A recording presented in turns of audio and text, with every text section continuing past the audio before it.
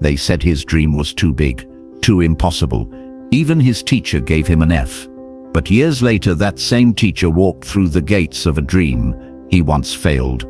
Meet Michael Dean, a quiet boy from a small town with calloused hands and a stubborn heart. His father worked at a mechanic shop. His mother cleaned houses. Money was tight, but Michael's imagination endless. While other kids dreamed of bikes and video games, Michael dreamed of flying. Not just being a pilot, he wanted to build planes. One day, his 10th grade teacher, Mr. Peters, gave the class a writing assignment. Write about what you want to become. Michael went all in. He drew blueprints of his own aircraft. He described the cockpit, the wingspan, even the fuel system. He called it the Skylion 1. 7 pages, complete with sketches, diagrams, and a list of parts he needed. He didn't just write a paper, he submitted a plan for the future. Days later, Michael opened his graded paper and froze. A big red F at the top, below it, unrealistic. Not practical. Rewrite with a real career. The class laughed. Michael felt embarrassed. After class, he stood at Mr. Peters' desk. "Why did I fail, sir?" The teacher adjusted his glasses and said, "Michael, you need to be realistic. You're a good kid. But kids like you don't build airplanes. Try writing about something possible." That night, Michael sat in silence, staring at the red F. His father noticed and asked, "Everything all right, son?" Michael told him. His dad didn't get angry. Instead, he gave a word and said, "Mike, if your dream doesn't scare small minds, it's not big enough. Keep your paper. One day, you'll build it." Michael never rewrote the paper. Instead, he kept it folded neatly, tucked inside his favorite book. Every time someone doubted him, he read it again. It fueled him. After high school, he studied aerospace engineering, full of determination.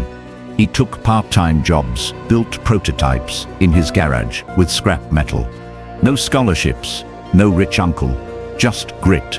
While others partied, he was working with wrenches and code.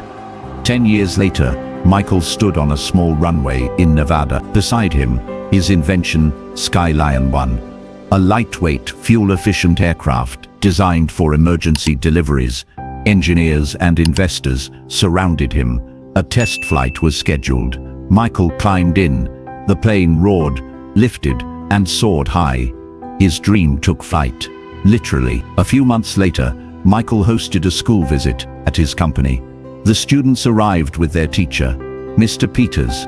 He hadn't recognized the name on the invitation until he walked through the hangar doors and saw the plane, the Skylion 1, the same name from the paper he once failed. Mr. Peters approached slowly, looking at the aircraft, then at Michael.